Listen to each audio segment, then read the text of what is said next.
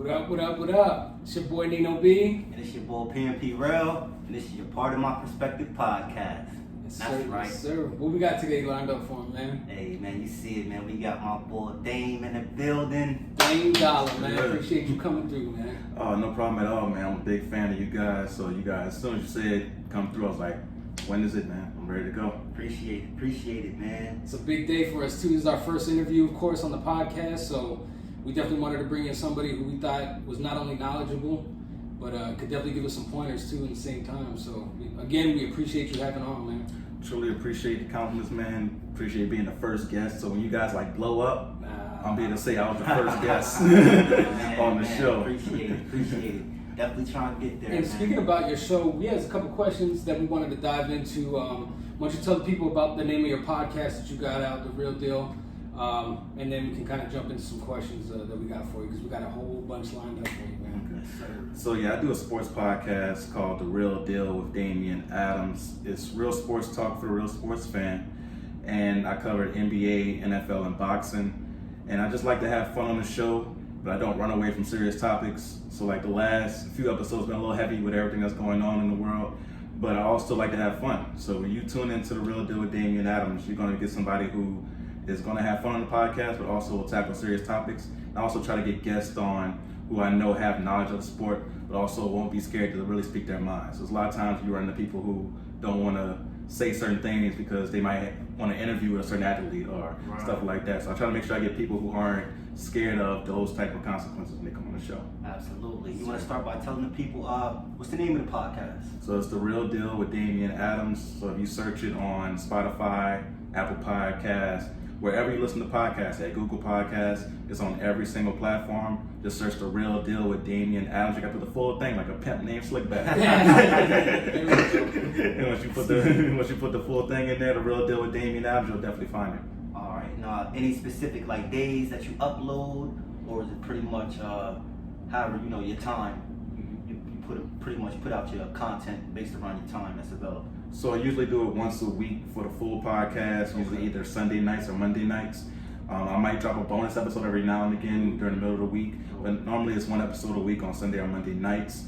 And for videos on the YouTube channel, usually try to do that once a week as well, probably Thursday or Fridays when I try to do the YouTube videos. Gotcha. So you release the audio first, or is it a whole different segment that you put on YouTube? So on the YouTube, it's not the podcast. I'll do Okay. like a separate real take, is what I call it. I call it the real take of the week. There we go. So I'll do something separate on YouTube, and I'll just remind you about the podcast There on you YouTube. go. It's good marketing, man. Yeah. It's good marketing. Speaking of the real takes, man, I actually got a chance to tune into a couple of those, man, and definitely some good perspectives.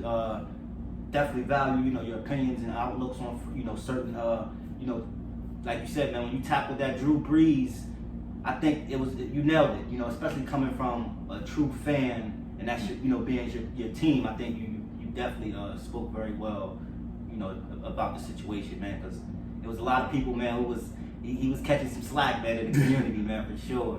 Yeah, it definitely was something that I had to do a video on, because as soon as it came out, me being a big time Saints fan, and people knowing that, I got all the messages. I didn't even see the video yet. I left my phone in the room, came back, I had like 20 text messages. I'm thinking something wrong, So I come back, I'm like, oh, I'm like, what did Drew Brees Oh, so do? you caught wind of it from other folks sending it to you. Oh, okay. Yeah. So it was like all these Facebook messages, text messages, everything. And basically everybody saying, what's up with your mans? I'm like, oh. So I had to go watch the video and see exactly what he said.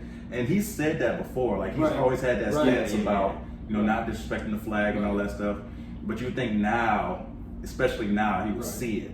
And maybe he does now. We've seen a series of apologies that have come out, the Instagram, the video.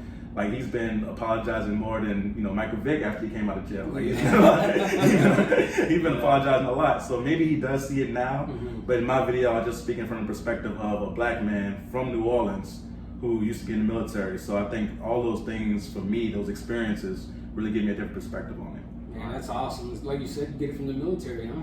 Yeah. Why don't you let the folks know about some time in the military that you had? I know you was in the Navy for a little bit. Yeah, so I did 4 years in the Navy. I was stationed out in San Diego for most of it. Nice. So like in the Navy, you do boot camp in Illinois. It's like an hour north of Chicago.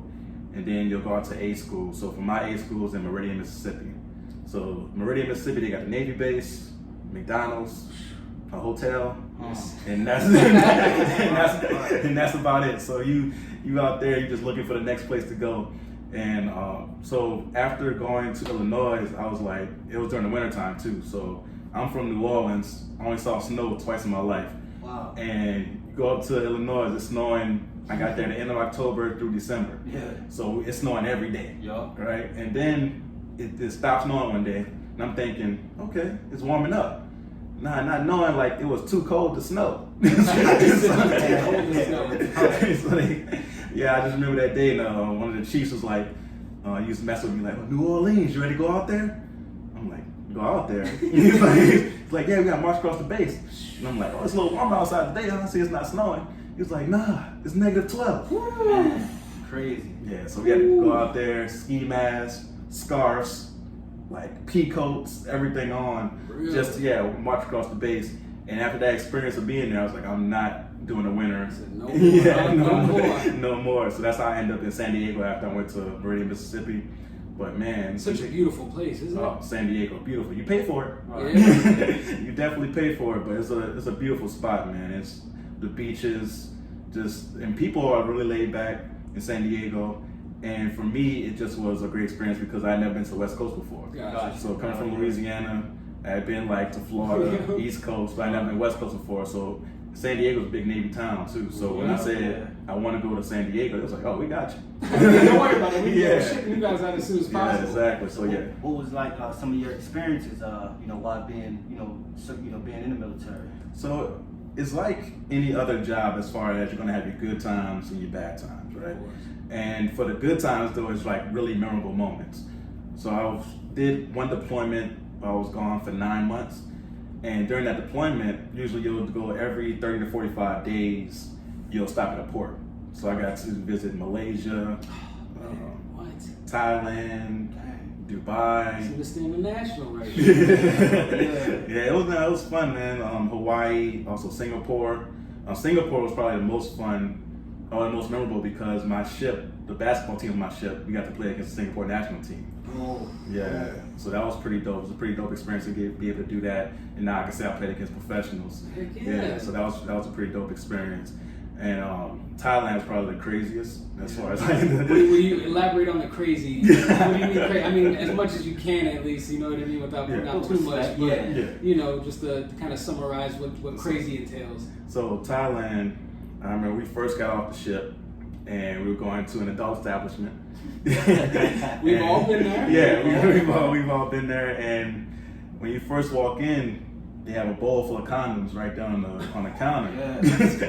So we walk in, we see a couple ladies dancing, and one of the ladies points to me. Yeah. But you gotta think it's Thailand. I'm like 2 feet taller than everybody there. So I gotta stand out. So she points out to me, she's like, chocolate man. she's like, me and you can go to the back. Right. Yeah. Oh, like that, huh? Yeah, she was like pointing to the bowl of condoms. She's like, me and you go to the back.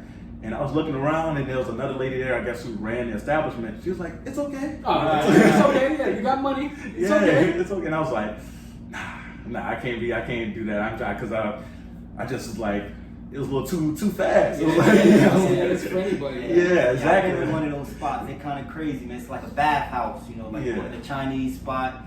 24 hours on the window. You go in there, man. You got the females that'll wash you up.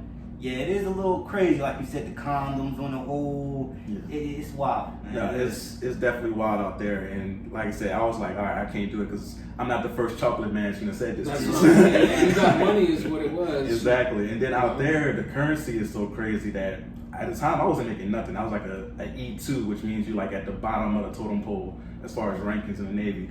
So I wasn't making no money at all. And got out there, I felt like a king. like you living it up, man. Yeah, because the way the duty was set up, you get 4 days in the port, and you'll have one duty day where you have to stay on the ship. Oh, okay. So my duty day was the 4th day. So the first 3 days, I got to go get a hotel and stay out there until the 4th day. Yeah, I had to come back until maybe like 6, 7 more in the morning that 4th day. So me and my homies who had the same duty day, we got a suite, a hotel, like 4 rooms. And we only paid individually maybe $15 a night between us. Dang. Yeah, so we was out there. It felt like you looked like a king. And another story about Thailand. We do the story time with y'all. Y'all had some great stories y'all last episode. But so they got this thing called the ping pong show. Okay. Yeah. So at the time, I'm like, it had some older dudes. I was my Liberty buddies. They was like, yeah, you want to go see the ping pong show? Like these dudes play ping pong crazy. And I was like, I've seen it on TV. I'm like, oh, that'd be cool to go to. Forrest Gump kind of like competitions. Yeah, they be going crazy. So I'm like, all right, it'd be cool to go to. We get there, no ping pong going on. Like, oh, it's ping pong. Yeah, Real ping pong. Yeah. So I'm like, so we get in. I'm like, all right. So I know it ain't this. I'm like, I wonder what's going on because at this point, I'm down for whatever. I'm here. Like, all right. Y'all got your little joking, but it's not like I'm scared of what's gonna happen. Like, Right. So the show starts. Two really attractive women come out, like police. They come out like little police uniforms. Where this is going, man. Yeah, they come out police uniforms. They up there, they dancing on the stage. They came out and they doing little dances in front of everybody. Like, okay, I could like this. This is nice. So then their portion ends. Another lady comes out. She just got like a tank top on and a skirt. She puts a table out, puts a cup on the table. So on the stage, the end of the stage is a cup on this table. She sits down at the end of the stage, at the back end. Are you telling me she got a jump shot with her stuff? Yes. Oh my god! so she sits down, skirt, no drawers on, so you see everything, right? Busting it open. Busting it open. I see her do like something like this. Yeah. Release that thing right now. Wow. Ping pong ball comes out, right into the cup, yo. Get the I'm like, how the hell do you aim? That's years of practice. Yes. Major control. That's nuts, man. That's Yes. nuts. Yes. Did you have to pay to see that, or she just kind of came out and just did the show for like everybody, kind of? Yeah, I'm trying to remember if we paid to get in. It might have been. It wasn't nothing expensive. Like, Right, yeah, That's like an experience. Man. yeah. So I we going was- to Thailand, bro? Is that what we're doing? Thailand. We was in Alright, Phuket, we're going to Thailand. So y'all out there, y'all man. trying to see the ping pong show? Ping pong. Yeah. Phuket, Yeah, Thailand. crazy. Man. It was nuts. Like Thailand, even just walking down the street, like we had, they got these different shops set up. So you'll see like a shop where you can get a massage. You'll see one where they do tailoring to do your clothes. They'll have, ones you get something to eat. So we walking down and they see a black dude, chocolate man. Chocolate milk. Yeah, so they. So what would I be if I'm not chocolate? I'd be butterscotch or something like that. Like butterscotch. White chocolate. They probably will say white chocolate. So like they come and they'll come out and they're trying to get your business because they figure you Americans, you got money. So I remember this lady comes out and she's from a tailor shop, and she comes out and she's like, oh, I can make you a suit. Come in. And one of the homies he'd been in the Navy for a minute, so he'd been to Thailand several times. So she recognized him, like I guess he already. Oh, really? He's a yeah. repeat customer. Yeah. So she's like, oh, I remember you. Da da da da. So we go over to the store, and he got 3 bags with him. I was wondering why he had these bags with him. He know about the suits. Yeah, my man got 3 tailor. Ready. My man got 3 tailor-made suits made for him. Might spent $100. And they tailor make Yeah. it real. Yeah, so I didn't know about this, but I did give me 2 shirts though. And I still got them 2 shirts to the day. Like, it's still good. They still hold them tight. Yeah, that's like 7-8 years ago. Like this, yeah, they still good to go. So you was in the Navy quite some time ago. Yeah. How long since you've last been active? So that was 2013 when I got out. Okay. Man, not long at all though. Yeah. What made you want to join? So when I was in high school, played ball, and didn't get no scholarship offers. So I went to college, and I was just on, let me try to walk on, play ball. And once that opportunity didn't happen, I didn't focus as much as I should have on my schoolwork. Party way too much. And from that point, I was like, all right, I gotta work my way to get back into school. So I was a substitute teacher, and I was doing night stock work at Dollar General. Okay. So I'm from like 6 to maybe 3, I'm teaching. And then from 3 to like 7, I take a nap. Then 8 to like 12 or 1 in the morning, I'm killing myself. On the grind, man. Yeah, I was on the grind, killing myself. My mom was like, he said, you killing yourself right now. Like, You can't go your whole life like that. Man. Yeah. You can't. And so she was like, I was 19 at the time. She was like, you talk to your dad about, his experience. My dad was in the Navy for 10 years. Gotcha. So I talked to him. He was like, yeah, you pay for school. So if you get a chance to get a second chance at school and you get to travel the world, it'll be a good experience for you. And he knew that the structure of the Navy probably wasn't going to be for me as far as a career, but just those 4 years going to help me out tremendously as far as just getting more discipline. Having that on your resume really helps. So I was like, all right, I'll think about it. So when I went to the recruiter's office, I'm still cool with my recruiter to this day. Nice. And he was like, all right, so, you know, in the Navy, you can actually, if you make the all-Navy team, you can play ball the whole time. Is that how that work? Yeah, so you like they got a tryout where you can do the all-Navy team. I didn't get to do all-Navy team because of my deployment schedule, but I got to get on the ship team. Right. And that's how I got the experience of playing against Singapore. Oh. So it was something that, for me, it was a great experience as far as getting to travel the world, getting to go to school. All those things were great for me. For me, you're going to deal with a-holes everywhere. Absolutely. But in the Navy, those a-holes got rank. You got to deal with them a certain way now. Yeah. So still political in there. Oh, definitely. There's a lot of politics when it comes to it. For me, I remember I got to E4, which is a petty officer, and then I got to E5 right before I got out. And a lot of people was like, why don't you stay in? You have to make more money, because the biggest jump in pay on the enlisted side is E4 to E5. Gotcha. So like, you about to start making this real good money now? And it's like, but it's not more than that. You got to be happy doing what you do. Absolutely. And for me, I didn't know when I was gonna start a family. And when I was on deployment, I saw a bunch of people that was stuck on the ship while their wife was giving birth. Just making it happen. Yeah, you like, I didn't want to put my girl through that, me being on deployment, all that stuff. So for me, the decision on getting out was easier because I was like, all right, this isn't what I want to do for a career. Right. And for me, it was, even whenever I have a family, I want to be available at all times. There you go, man. That's Yeah. what it's about. Like you said, the money doesn't make a difference. The benefits don't make a difference if you're not happy at the end of the day. So I definitely understand that. You said you played ball. What position were you? So in high school, I played shooting guard, shooter, slasher. Nowadays, I'm more of a power forward. There you go. slow down a little bit. But still got the jumper though. The jumper don't leave. And as you guys can see, this guy's way taller. What is your height? 6'2". 6'2", man. This guy's 6'2". Yep. And I wanted to elaborate. You spoke about family. Now, when you do decide to start your family, would you advise, or like if your child wanted to join the military of some sort? For me, it depends on their mindset.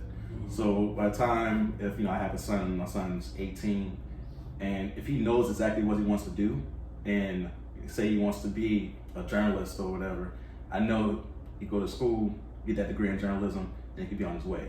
If he doesn't know what he wants to be, the military can provide those choices for you. Absolutely. And also give you structure as far as just a steady paycheck, place to live, even when you're not making that much. Because when I first started, I was looking at the barracks on base. Rent free though, right? Rent free. So you get a chance to save up a lot of money if you do that. I didn't really save up that much, but I was 19, 19, 20 years old. Yeah, so, but I would advise my son to do better than I did as far as saving up his money in that aspect. And once you do get to a point where you're a certain rank, you get housing allowance to help with your rent. So for me, once I got that, I was really able to save up some money while I was in. And once I got out, I had a cushion to where I didn't have to rush to be like, oh, let me go ahead and get this first job that comes up.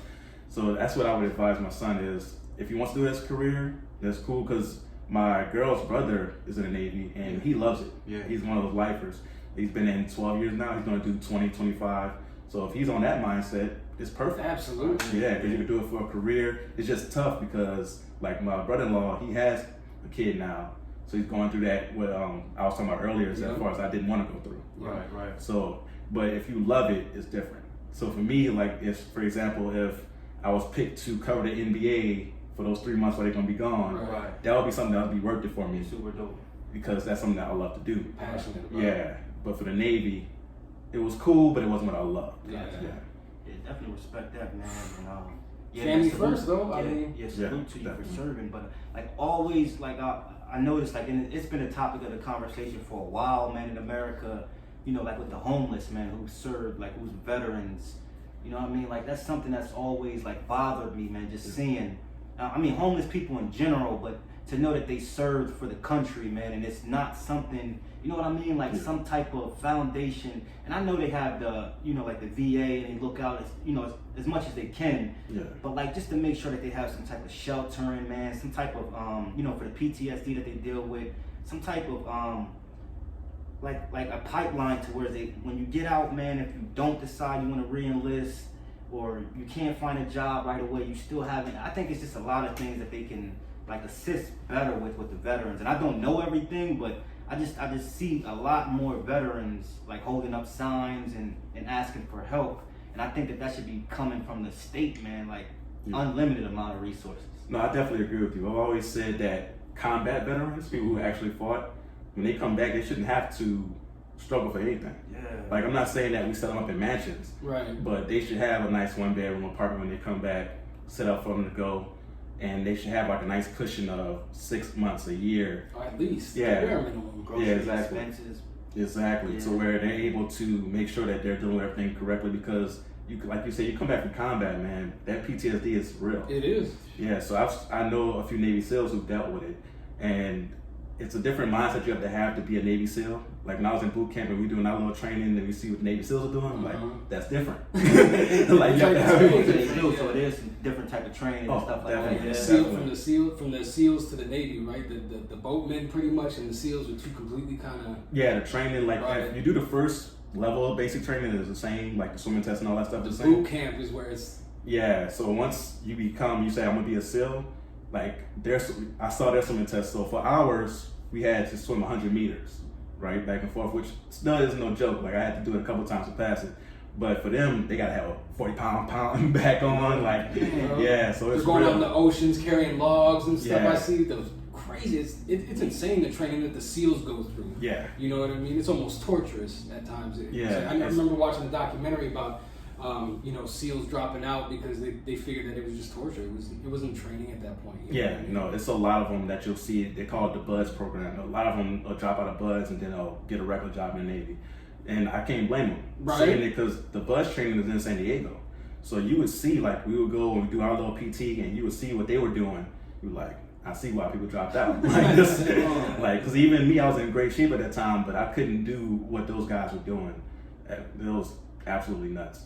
But like to get back to what you were talking about as far as like the veterans, for me, that's what bothers me about when people try to act like they're so patriotic.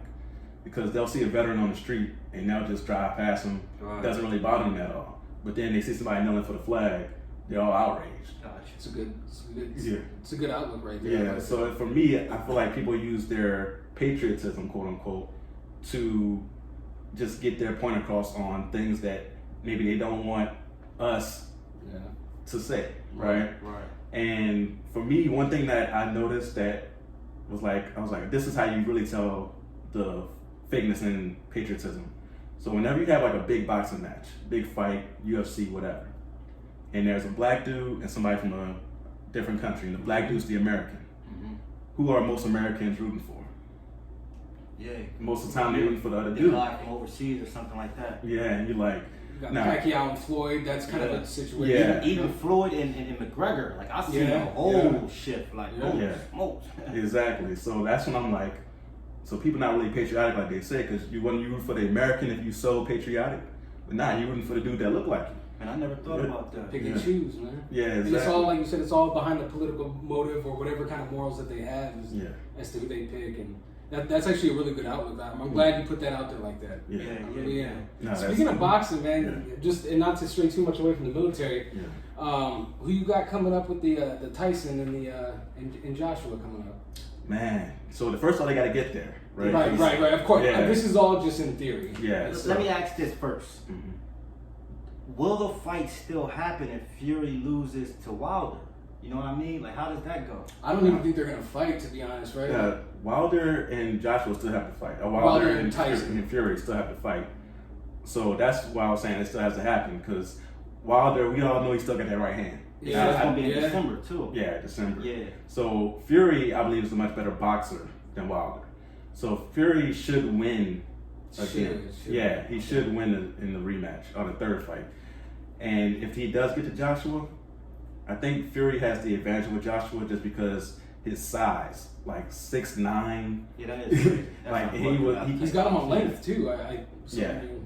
And with Joshua, he actually fights, even though he's a big guy, he fights better on the inside. Yeah, come close. You gotta get close up to him. Yeah, so he likes to throw hooks and uppercuts instead of throwing like more traditional straights and jabs.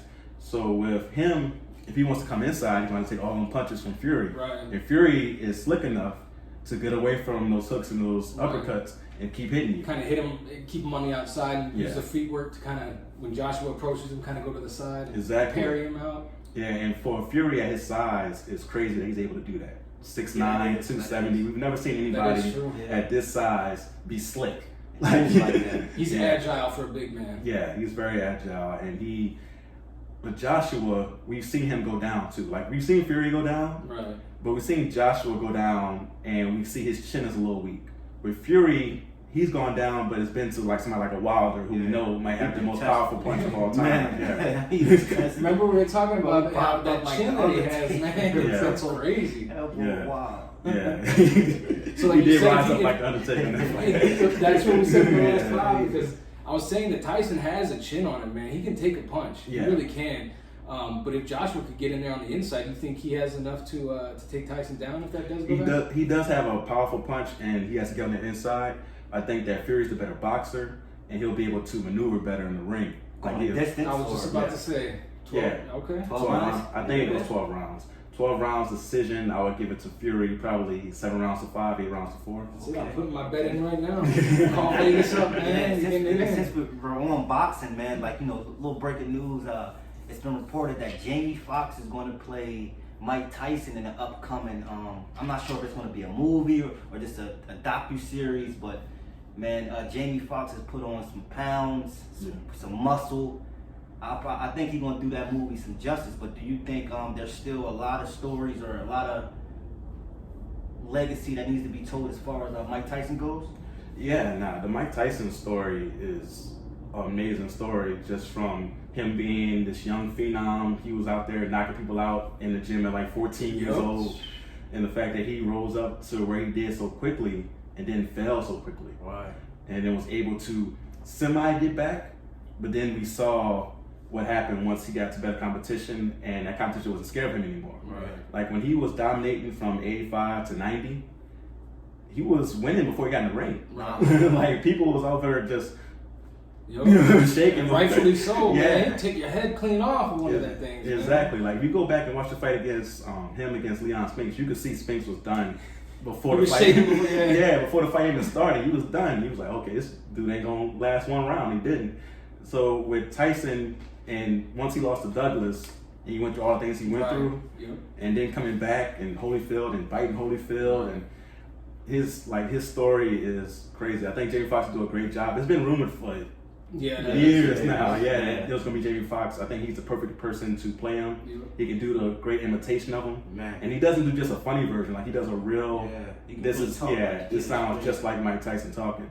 So I think it's gonna be a great movie. Jamie Foxx is the right person to play him. I just wonder who they're gonna get for the young years. Right. Yeah, because Jamie Foxx doesn't look old by any point, but. You gotta get you gotta get somebody else to play a young Michael, and I don't know if they get like a Michael B. Jordan or. That would be pretty dope. Yeah, I didn't think about that. That's a nice little toss up. Yeah, so that would be pretty dope. or somebody new in there who hasn't had their shot yet, maybe who could play the young Mike. But I think it'll be a great movie though. Pretty dope, man. Yeah, so definitely be on the lookout for that.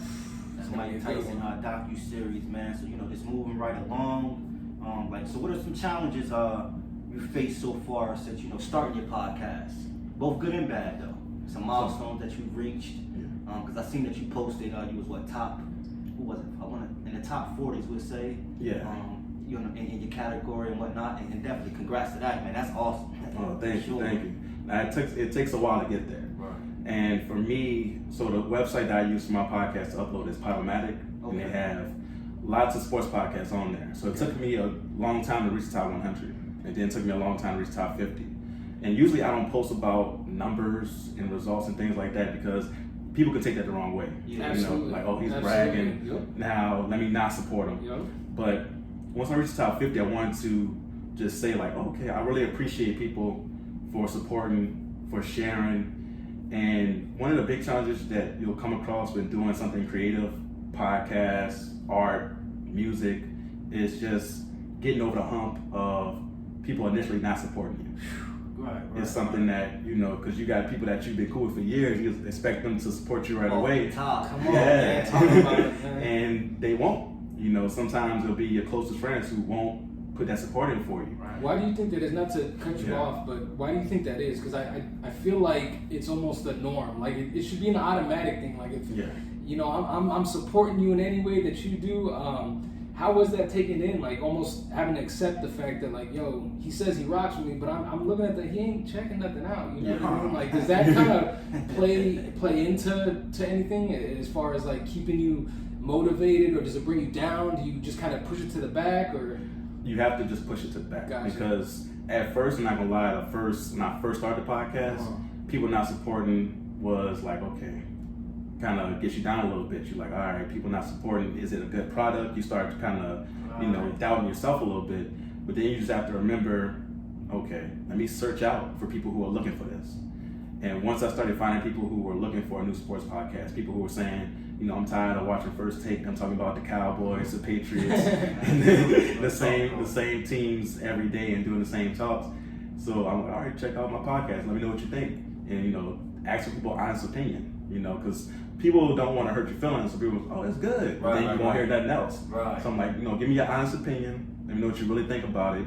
If there's something I can improve, like I said at the beginning of my every podcast, is that I need both your praises and your criticisms. Yeah, I like that. I like how you said that too. That's dope. Yeah, to be great at my job. So for me, it was a big challenge getting over that hump of people not supporting me. Also, just sometimes your numbers are not going to be continually growing. It's not a constant hill. It's going to be a roller coaster. Right. You're going to have times where it goes up and down. So for me, I had to get over that point, especially with YouTube. Like YouTube was the one where I have videos that like go crazy. And I'm like, okay, this is it. I'm about to take it off. I'm about to quit my job tomorrow. Like 35,000. I'm like, yeah, my boy rolling. Yeah, like you'll have something like that, and then I'm like, okay, let me capitalize on this momentum. And then the next video didn't catch like that. Right. You're like, dang, what's going on? We just gotta be consistent to the point where eventually you'll get to that point where every video is like that. Like I remember probably the most viewed video I have to this day is the one I did about Adrian Broner after he lost to Manny Pacquiao. Gotcha. And that one, you're like, okay, people were just ready to crown Adrian Broner. Yeah. So they was all looking for, they all looking for somebody talking about Adrian Broner. So I'm like, all right, at the time, I'm like, oh, I'm about to take off. Yeah. This is it right here. Because I gained like 400 subscribers from that video.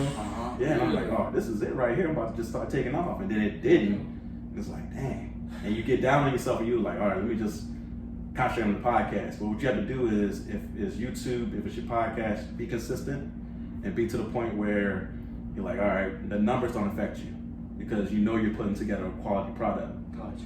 And that's where support comes in from other people.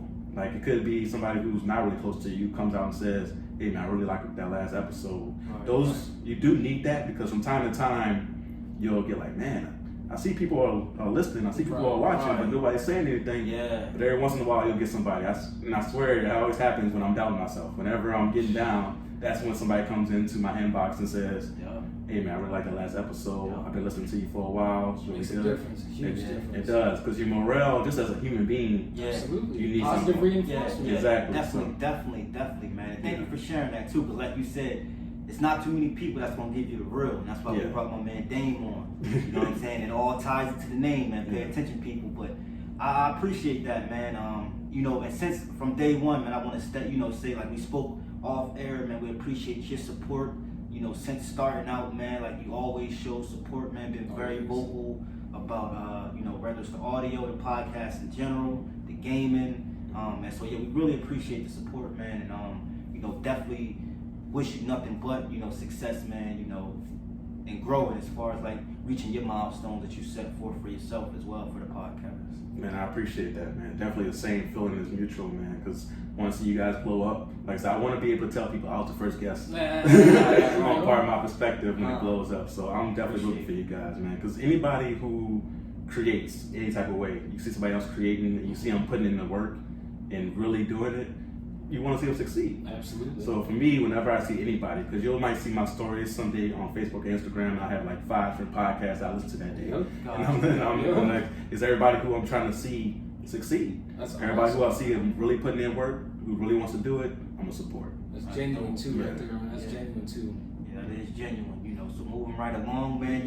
We jumped into some sports. It's the real deal we got here, man. We got to get some sports. It's a lot of things. There's a lot of talks going on with this basketball return, man. With the bubble, Kyrie, Beal, Howard. You got KD and Perk going back and forth. You know what I mean, man? Like, is it a code that's being broken with just speaking on certain things? But first and foremost, man, this COVID-19 is very serious, man. We want to urge everybody, man, to please, just be safe out there, man. Please be responsible when you're moving around, whether it's with family members, friends, colleagues, work members. Just please be mindful of others.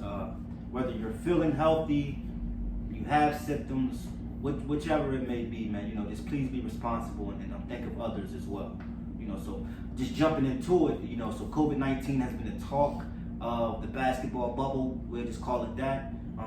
So now we're hearing that these players might have an option to wear a ring, to where it can pretty much catch on to the symptoms 3 days before. Yeah, it's the aura ring is what they're calling it now. And I thought it was going to be something that was mandated for the NBA players to wear. Now they're saying that the players may have a decision if they want to wear it or not.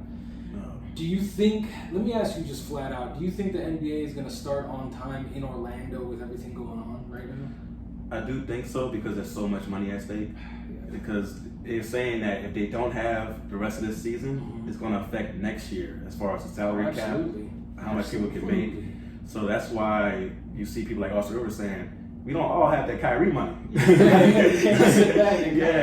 Kyrie got his money from his NBA deals and also his shoe money. Absolutely. Yeah, so people who don't have big shoe deals like that, or younger players, they out here like, oh man, they out here spending, and then this happened, like, oh, this is something different. So both the players and the league have an incentive to really make sure this happens. I heard that Florida and Orlando, the cases are really going up. Yeah, so here in Arizona too. So we need to be careful out there, like my man Rel said. Washing hands. Yeah, exactly. So I think it's still going to happen because they have technology like who had a ring. Right. It's crazy, man. That's what me and Rel were talking about off camera before you came. Like, these rings had to have been already out. Yeah. They have to have some kind of technology in place now to where the higher ups or the rich people or whatever, they already have the advantage on all of us. You know what I mean in regards to that. So for them to kind of roll this out, it's like, I don't know, man. This stuff has been happening. Somebody has had this for a while. No, there's always going to be stuff that the higher ups have that us quote unquote regular people ain't going to get for a minute, right? And like you said, the NBA players are getting tested. It was like, where all these tests coming from? Because once Rudy Gobert tested positive, and I understand he had the symptoms, so you're like, okay, you should test him. He was sick, and he was the first one out here playing around with it, and then caught it. But he had the symptoms, so you understand him getting a test. But then they started testing all the NBA players. Like, where all these tests coming from? The public's still out here. Yeah, they're saying that exactly. And they're saying that we can't get the test.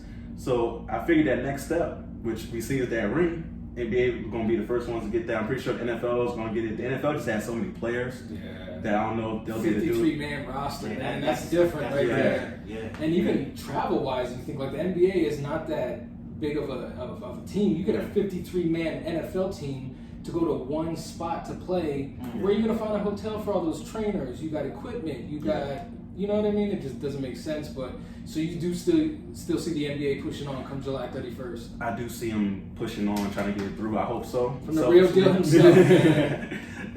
Like selfishly as a sports fan, man, I love to see basketball, especially the way they're saying with the 8 games and then the playoffs, and we're still gonna have the full playoffs. And that's one thing that I really wanted, was not to have 3-game series or 5-game series. They had a full playoffs, so there's not an asterisk next to the champion this year. So hopefully everything works out. I hope so. It is scary. Like, I had an interview with a WNBA player for 3-point conversion. I've seen that. What was her name again? Shatori Walker-Kimbrough. 3-point conversion Facebook page. You can go ahead and check out that interview. She's a guard for the Phoenix Mercury. And the WNBA has their setup too to start a few days before they do. They do. And she was talking a little bit about how she's like, it's a little scary how fast it got together, and you're like, it's a little scared for your safety, but she said, this is what I signed up to do. Gosh. Like, this is what, like, I gotta go to work just and like this is everybody else gotta go to work. WNBA player who makes a tenth of what an NBA player makes. Yeah. You know what I mean? So, and she's like, yo, I gotta get out there and get it. It Yeah. almost makes you look at like Kyrie and all them, even though their message behind it is something totally different from what she does. Yeah. It's almost like you said, they don't have that Kyrie money to kind of just be like, yo, I gotta take this over here. You know what I mean? Yeah. So that was a dope interview. Everybody's gotta check that out too, man. You know, appreciate it, man. And like you said, though, they don't have the Kyrie money, and with WNBA players, most of them make most money overseas. Right. And they're not able to do that right now with everything going on. Yeah. So I can only imagine. Yeah, so it's different for them coming to WNBA season. Now you've had some players come out and say you're not gonna play because they think it's a distraction towards the movement. Right. Which I disagree with. I think it can actually help the movement, Absolutely. having that platform and being able to. I think before every game they should have a different. Well, the NBA Yeah. said they put stuff in play for them to hold their own separate press conferences after games. They Yeah. can wear shirts. They can. There's so much that NBA is actually giving them to say, hey, you're right. This is something that we should be focused on. Yeah. Let's use our platform now to bring it to the forefront. Yeah, and like so for that, you think about how many people are gonna be watching. Not just basketball fans, like the casual Right. sports fans gonna be watching because everybody's so thirsty for sports right now. It's the perfect time for everybody to get their message out there. And then think about it, it's probably 5-6 weeks from now when the season starts.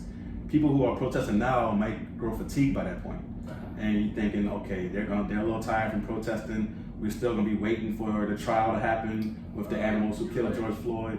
So at that point, we're gonna be like, all right, you know, when is this gonna happen? You know, and that's when the NBA can come in and kind of reinvigorate the whole movement. Absolutely. So I think it's gonna be perfect. Hopefully, it does happen so they can use that platform. And I've had people who come out and say, you know, don't you think people will tune out if they do it? I'm like, it's not like they're gonna stop mid-game. No. I'm making Yeah, doing a crossover. Brings out the sign or something like that. Like, nah, you're gonna have, you know, pre-game, post-game, and people, if you don't want to watch that, just watch the game. Mm-hmm. And so I think that, and plus we need a break. I feel like with everything that's happened this year, you go back, you got to talk about how we lost Kobe earlier this year. Right. Coronavirus. No vaccine for coronavirus. Yeah. Then we have It's a rough police. year for us, It's been a unemployment. it's been A a long list of things, like you said. yeah, exactly, man. It's been a rough year, so we need that break just to have something we enjoy, so we can sit down, drink a beer, and chill and watch the game. I agree. Have Like- something to talk about on these pods, man. Yeah, We got exactly. game Yeah. reviews. We got Yeah. oh man, you right. Exactly. Yeah, because at first, I'm not gonna lie, you know, I was a little bit on the fence about them returning once I actually heard like some of the players like speak about why. But then, you know, as you know, I opened up a little bit more to actually seeing like, yeah, you know, they can actually utilize their platform and open it up. Even for if the people continue to protest, now you have another wide variety of players who can just use that platform as well to get that message out. You know, that the smaller, you know, group of people are actually getting out, Sean Kings and Tamika Mowry and things of that nature. So I just think that it actually works out for the best of everybody. Like, you know, like the fella said, and actually, like you said, man, it gives us something to watch, man, something to Talk get back about. to, some type of normalcy, man, you know, because it seems like everything that was once normal has been cut off. You know, everybody's working from home, or even if you're currently leaving out to go to work, I'm pretty sure, like, the place of employment inside the building is a lot different from how it once was, as far as seating and things in that nature. Us, you know, we don't have to mention where, but like we had a live cafeteria where you're able to actually go order food. So I'm pretty sure that wouldn't even been happening. So it's just a lot of things, man. Like the fella said, you know, basketball will bring us back to some type of normalcy, and man, just sitting in front of the couch, like bro said, with a beer, man. Just laughing with the fellas, calling them up, man, and having some things, you know, some positive things to speak about too, man, some uplifting things. Yeah, none of this down stuff. I like Man. that. We like to keep it light, though. We like to keep it light. But kind of sticking with basketball, I know, bro, we had a couple of ideas before you came here, kind of what we wanted to throw at you as far as your opinion on different things. First off, you want to jump into some NBA questions that you have for him? Yeah, like I know we spoke about, you know, like with The Last Dance with Jordan and then with LeBron. Now I want to ask this. So the toughest team Mike beat, let's say in the finals, like who would we say? Would it be like the Utah Jazz or? My personal opinion, I think it was those Phoenix Suns. Yeah, that Barkley year, like Gotcha. Barkley was They had him too a little bit. Yeah, Barkley was going crazy that year, won MVP. Kevin Johnson, Marley, like that Phoenix Suns team was nice. Like I think any other year they win, but you run the Jordan. So that Phoenix Suns team, that Sonics team was nasty. That was tough. It was tough. That Sonics team was nasty. You think about Gary Payton, who won Defensive Player of the Year that year. Kemp was on there too, wasn't Sean Kemp, he jumping out the gym, Jumping out the gym. 20, 12 rebounds every night. You had Detlef Strength coming off the bench, Hershey Hawkins. Oh, I forgot about Hershey. Yeah, that team he? That was a squad right there, man. It was like you said, any other era, man, that's a championship team right Was there. Perkins on that team then? Yeah, Sam Perkins. Yeah.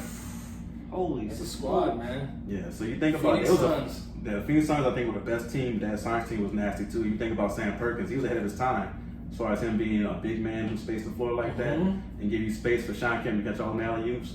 Gary Payton orchestrating the offense, and then that defense they had was nuts. Peyton's defense was another level at that time, man. Yeah, it was absolutely nuts. So I would say those two teams, the Suns and the Sonics, were the toughest teams that ever go to the final. And see, with me, I think of LeBron like beating the Warriors and then beating the Spurs. You know what I mean? That's a nice argument, man. I don't see Mike. I'm just gonna come out and say I don't see Mike beating the Warriors. No, Mike You don't team. see the Bulls I don't coming see- against that Warriors? No, Yeah. not at all. No, I I'm can. saying? Yeah, I can agree with that because the times are so different. That is true. Yeah, because That's true. you think about if let's say you think the '96 Bulls team was the best Bulls team, the one that won 72 games. I don't know how they would defend against Kevin Durant. So true, yeah. Yeah, and So those guys true. and the Warriors. But even if you take the Warriors team the year before without Kevin Durant, it would be tough for them to come out and guard Steph Curry 35 feet from the. It's so different. But see, I give Mike a chance without KD. I will, bro. Yeah. Yeah. Well, Yeah. KD is just that's I not know, fair, I man. know. Because like you said, they have already won 60+ games. And then added a all-star out there? Come on. Arguably the best player in the league. You know what I'm saying? No, that's unprecedented. Like I remember somebody was arguing with me about it, and they were saying that it wasn't unfair for KD to join them. I'm like, technically it wasn't unfair because he had the right to. Right. But as far as competition-wise, it was. Right. And I was like, so imagine Jordan and them that year that they won 72 games and beat the Sonics in the finals. They swept Orlando in the East Conference Finals that year. That was Shaq's last year in Orlando. Crazy. So you think about, instead of joining LA, Shaq goes to the Bulls. Jordan and Shaq. Yeah, that's pretty much the equivalent of what happened That's with, true. Oh, you're right. Yeah, with Kevin Durant joining the Warriors, and people try to hold it against LeBron for not beating them. Like, come on, man.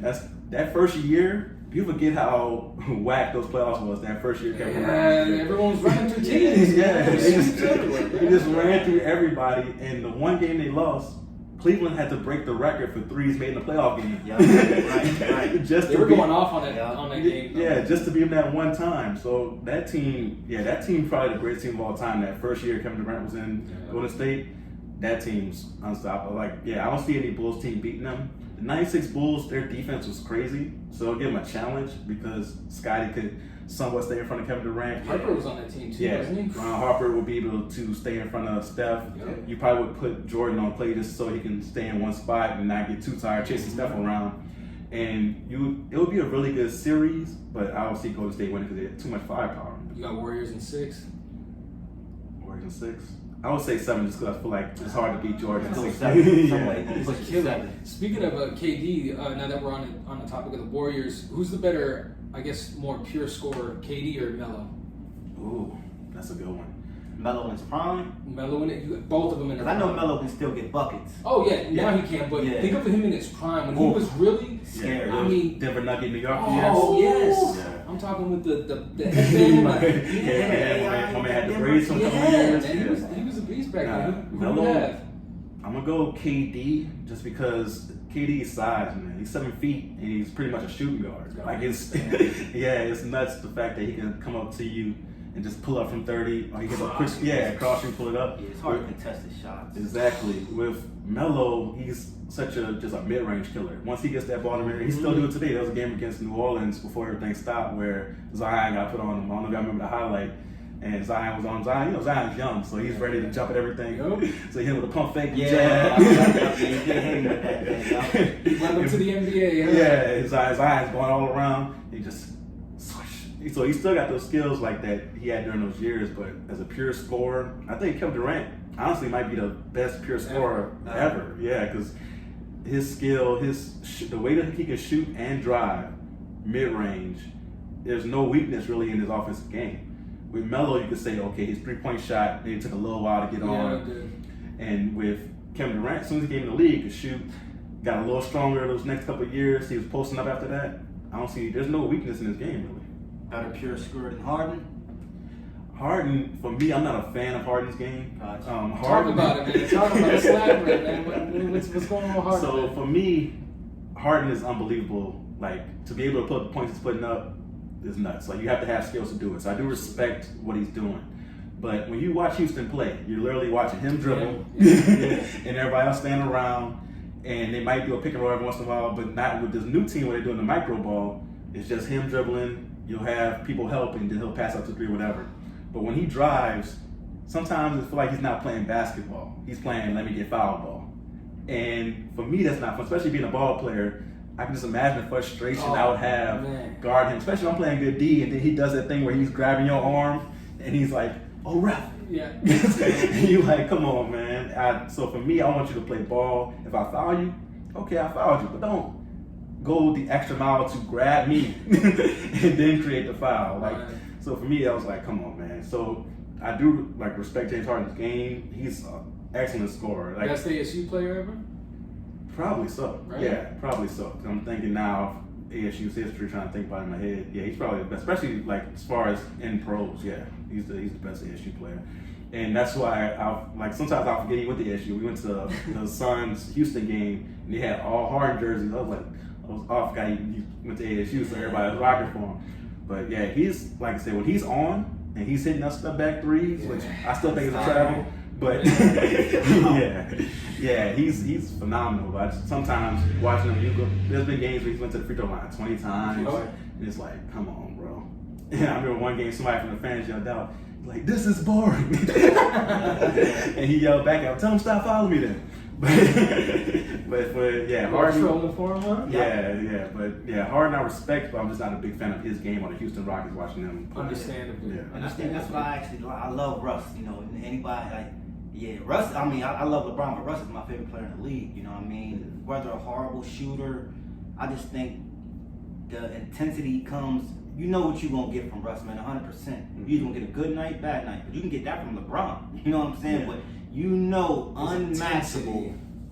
You know what I'm saying, man? You can count on that man. You know what I'm saying? Like, to be there. But I think Harden's game, I think it just shows his growth as far as what the league allows. You know what I mean? Like, he's only doing what the league continues to allow. You know what I mean? Because they can act like they can cut that out. Don't allow him to go to the foul line as much. Because I do think he goes. I don't like watching the game. You know what I'm saying? I just like playing with him. Like, if he's alive and on the game, I'm using him. But watching it, unless he's playing my team, I don't want to watch him. You know what I'm saying? Because it's like you said, it's too much dribbling. Sometimes 20 free throws. Man, you ain't going around the defender quick enough for me. You know what I'm saying? And then it's like you pass it to somebody, they pass it back. You're gonna do the same thing. If they don't go for it, then it's like this shooting it from where he's at. Here comes the whistle. You know, so yeah, I'm with you on that, man. So, you know, basketball, I think my only concern now with them returning is like what players, if any, are going to sit out. You know, like with them taking that stance of Kyrie was pretty much already not going to play, going to return.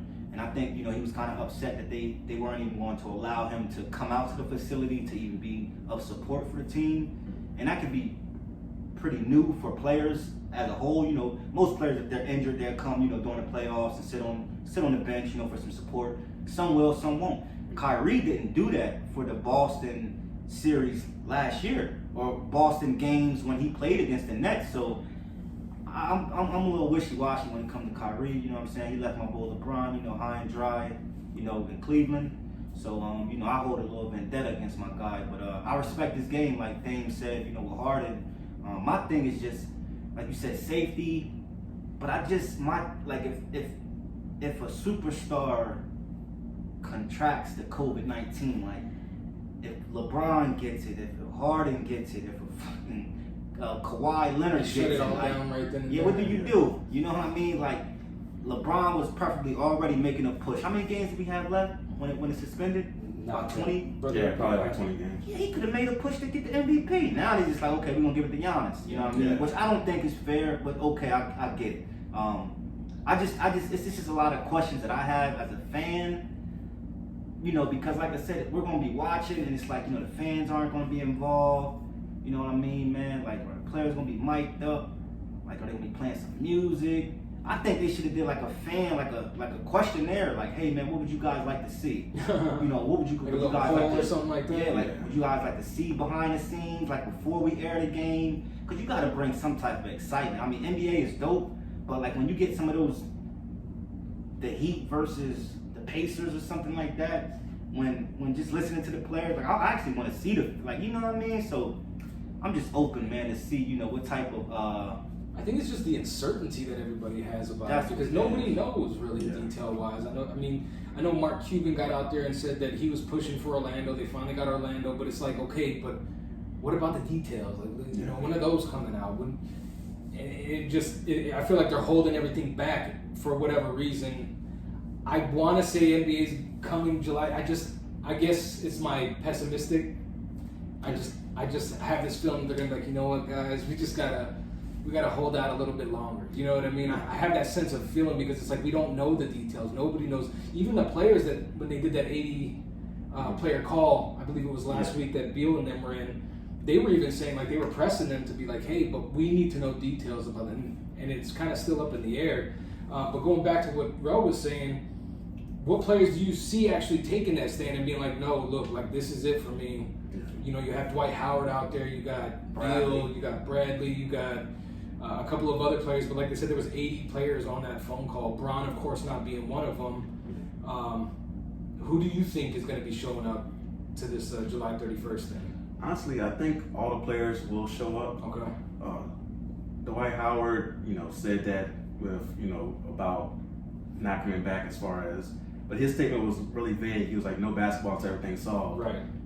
Everything's not going to be solved. No, that could be another year or so. That could be forever. Like we've been You're dealing, right. yeah, You're right. we've been You're right. dealing with Absolutely this. right. You know, we've been dealing with these issues, you know, for a very, very long time. So I think that he will come back. Like you said, Kyrie's he's hurt. He's not gonna be able to play. Avery Bradley, somebody who he's a really guy who's really strong by his convictions. I can see him maybe holding out, but I don't see too many players. Maybe 1 to 5, Gotcha. if any. I think that once, because people, they love basketball, man. So once they get that chance, they see people playing ball, and they're like, man, we gotta get out there. Yeah, we gotta get out there, man. Yeah, because once you see somebody out there, you see somebody get dunked on or whatever, it's gonna be like, all right, I gotta get back out Let me here. get suited up. Yeah. Let's get back out there and get this, man. So that's what I think is gonna happen. Yeah, man. So yeah, stay on the lookout, man, for, you know, updates. Dame dropped, you know, his podcast information where you guys can go ahead and catch some updates on anything sports. So yeah, I'm pretty sure, you know, a lot Anything sports, yeah, right? I'm pretty sure a lot of updates will be coming out in the next few days, next couple of weeks, because like Rose said, they only have a few. I think they have to make a decision by what, like the 25th, 27th, or something like that. Yeah, the players, if they want to hold out, they have to let them know. They said no penalties, like not going to be penalized at all. Right. They just won't get paid like the other players. Which makes sense. Yeah. I ain't bringing home nowhere near. I ain't bringing home. I need my money, man. Imagine not just like if your game checks is 150, 160, or 400,000. Yeah, it makes a difference when you stop getting that 400,000 in 2 weeks. Yeah, man. So Yeah, it does. yeah, you know. So man, we really appreciate you guys for rocking with us, man, on this episode, man. Like always, man. We really appreciate you guys' support, taking your time out throughout your days, man. Whether it's in the morning, afternoons, or evenings, man. Anytime, you know, welcome us, you know, into your houses, man. We really appreciate the support. And also, of course, we got to thank the man, the real deal over here, for coming on and blazing us one time. Absolutely. First interview, man. We appreciate you, man. Yes, sir. Really Yes, appreciate like I said, when these guys blow up, don't forget who was the first guy to be on the show, man. Because they doing quality work over here, man. So remember to share it, subscribe, tell your friends about it, tell your mama's mamas. Hang on that mic. Yeah, go Everything ahead. streaming. Yeah, tell everybody about it because they doing real stuff out here, man. Yep. up, man. And without more to be said, man, it's your boy PNP Real. This your boy Nino B. And this is your Part of My Perspective podcast.